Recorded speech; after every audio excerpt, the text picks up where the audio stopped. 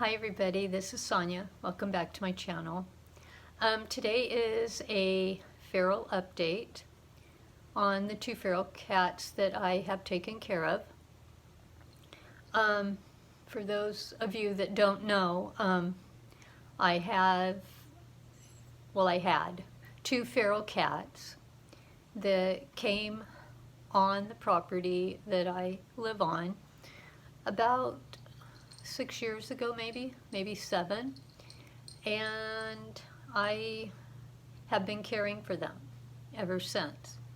So I'm really behind on my updates, but this is a very important update, and for any of you that have cats or take care of ferals or have indoor-outdoor cats, I believe that this video is very important. It's kind of like a public service announcement, so to speak. As you've seen in the title of this video, that it said, "Rest in peace, Kitty." Well, Kitty has passed. She passed on July 7th. 2020, and it took me a while to come around to make this video because even though they're feral cats, you take care of something and they become part of the family, even though they are distant, and but you do become attached. So I'm going to kind of tell you the story that led up to her passing. So it was probably in the end of May of 2020 that I had went out to feed them. I fed them dry food in the morning. I fed them wet food at night. So I went out in the morning, and I was always greeted by Kitty, always. And Kitty was nowhere to be found. I thought that very strange. Sam has always came and gone. He's a wanderer. He'll go out and run. He might not come back for a day or two. So that was what I expected of him, that he would more than likely not be outside. But Kitty always, she never left the property. And so, then that night, same thing. Sam wasn't there either. And was beginning to wonder, well, did she leave the property? Did, she get hit by a car? Or, So a couple of days went by, and I went to the Humane Society and the animal shelter that we have here.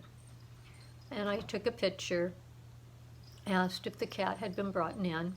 I told them that she was feral, but she was friendly feral, that you could pet her, you could pick her up.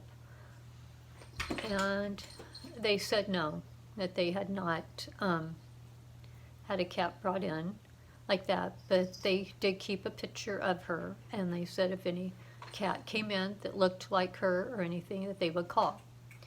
So I felt good about that. I left them at both places. And I still, end of May or the 1st of June came, and no word. I would call just to, have you guys happened to have any cats come in recently or whatever? And, no, none with, her markings or anything that looked like her. So I kept checking, and I'd go out and call and everything. Now Sam, during probably 3 or 4 days after Kitty went missing, he came back. And he stayed, and, he ate, and he was still his offish. I could touch his nose, and that was about it. And then, so through June, he would come and go, like he always does, and he would stay a couple of days, and then he would go, and all of that. And then toward the end of June, well, I would say it was the end of June. It was probably the 30th or something. It was the very end of June. So she had been gone right about a month. So about August the 1st or 2nd, something like that.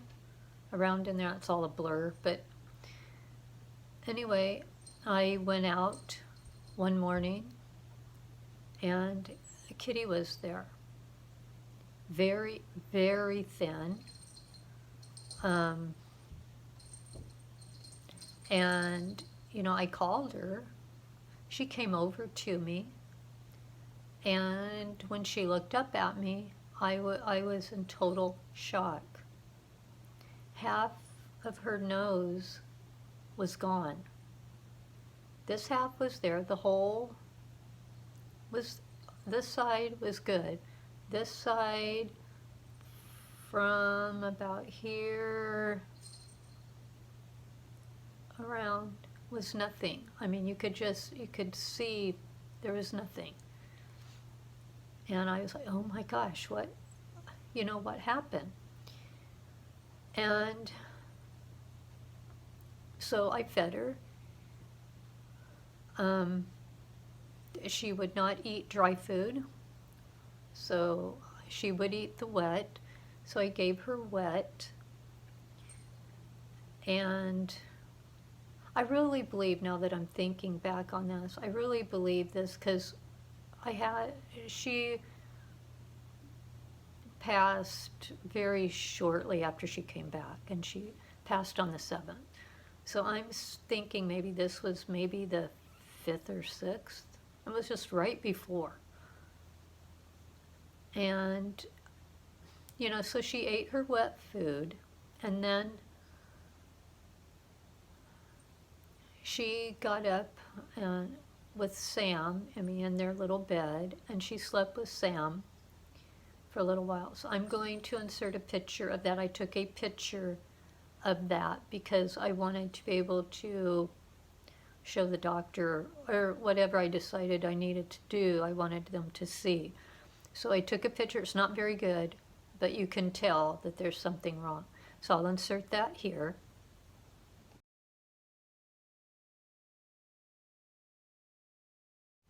Okay, so as you can see, there was definitely a problem. So I watched her very closely, trying to figure out what was going on, why she left, she was fine, she came back and she's like this. And so, I fed him that evening, and she, once again, would not eat dry. She ate wet. So I gave her wet food, gave her a lot of it, because she was thin. And then the next morning, she was sitting outside of the little fence area by a flower, a flower bush. And so I decided, well, she was facing that side of me, so I took another picture. So I'll insert that here.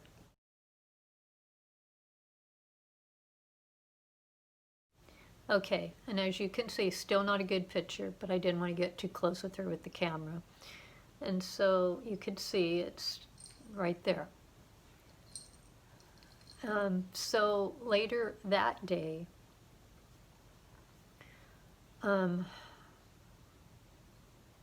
I noticed that she was not like urinating or really anything like that, because she'll usually go out in the yard, like around where I'm at, so I usually will see her doing.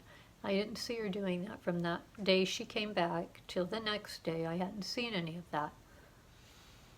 And so I went out and petted her, and was like, and then I noticed that this side, her pupil was normal, and this side was like really big. I thought, oh my gosh, her eyes are dilated. Why? And it was on the side that this was happening.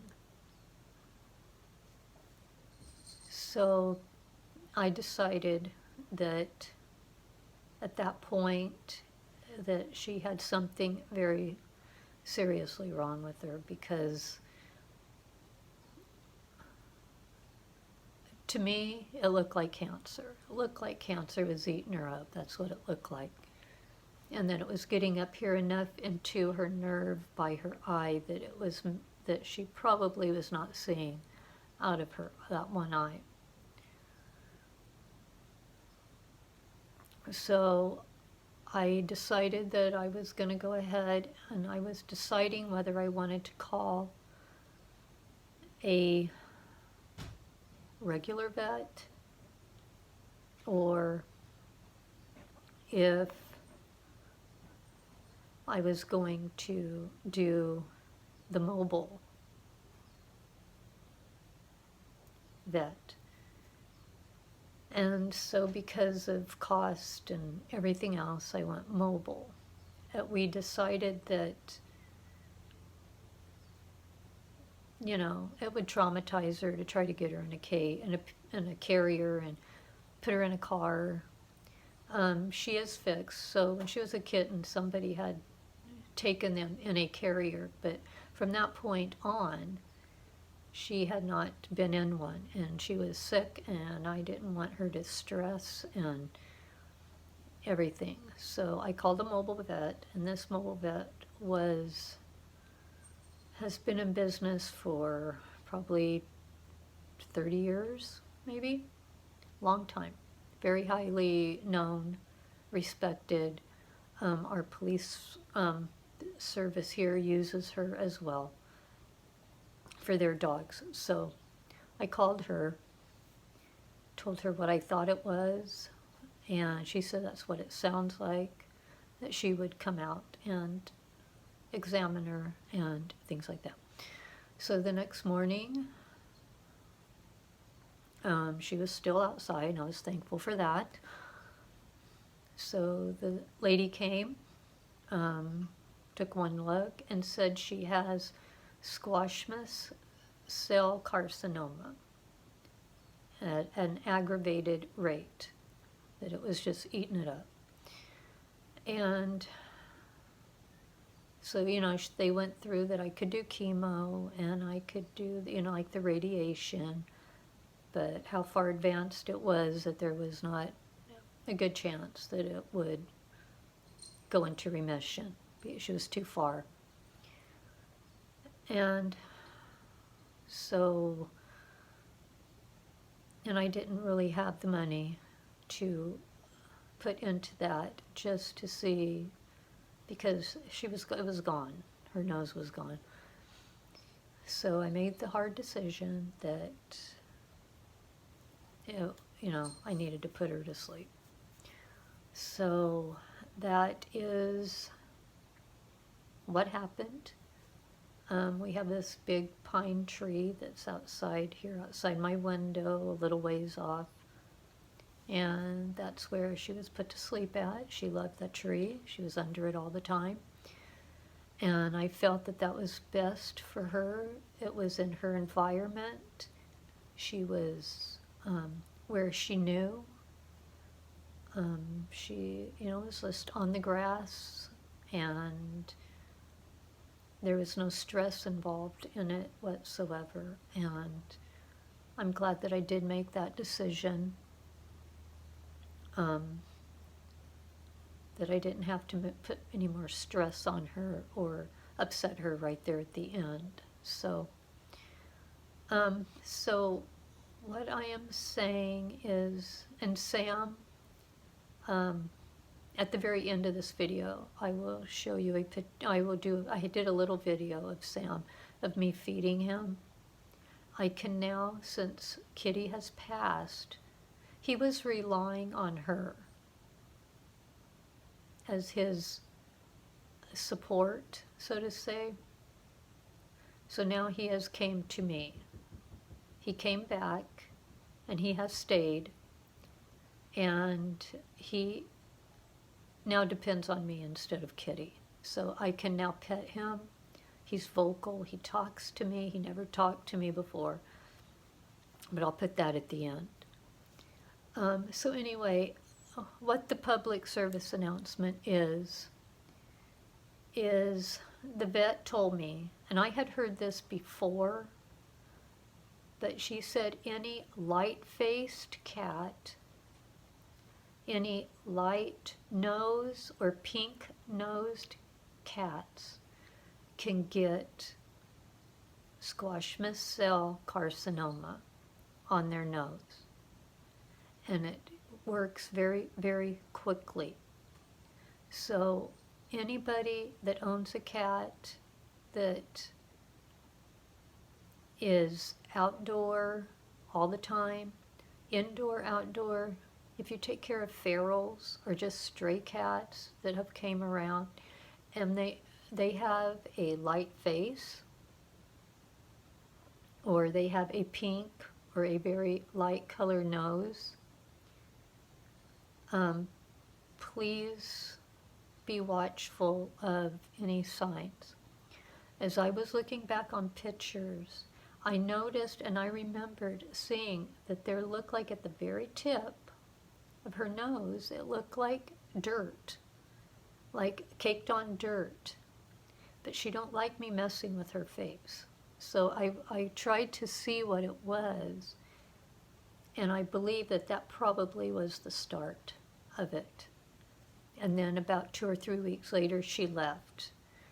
So please make sure to keep watch of your animals, your cats, and make sure to check their faces often if they are indoor, outdoor, or outdoor. And because the light color of the face can penetrate, the sun can penetrate through the light color. And the nose, the pad and everything on the nose is very sensitive to that. So please just watch your animals if they are like that, so that you can maybe get a head start on it and know that might be what it is, and be able to save your cat's life.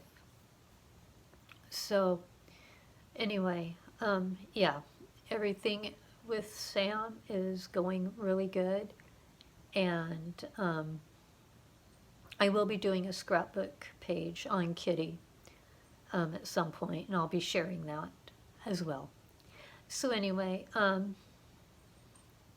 thank you guys so much for taking the time to watch this video.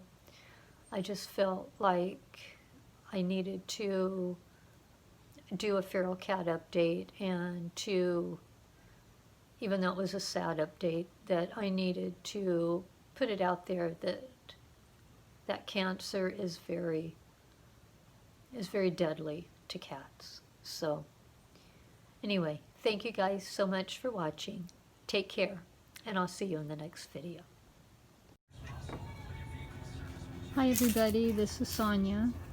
I'm out here this evening feeding the feral cat Sam, and he is just having some Fancy Feast tuna flake for his dinner tonight. There you go, back up. He's became very friendly since Kitty has died. I can now pet him. Good boy, Sam, good boy. Eat your dinner. So he's doing really good. So I've got the dry food. I feed him wet food at night, and then I have his water, which is right there. And I feed him on this table in this little corner of this area. It has everything on it, but that's what he's familiar with, and he's happy. So this is where he gets fed.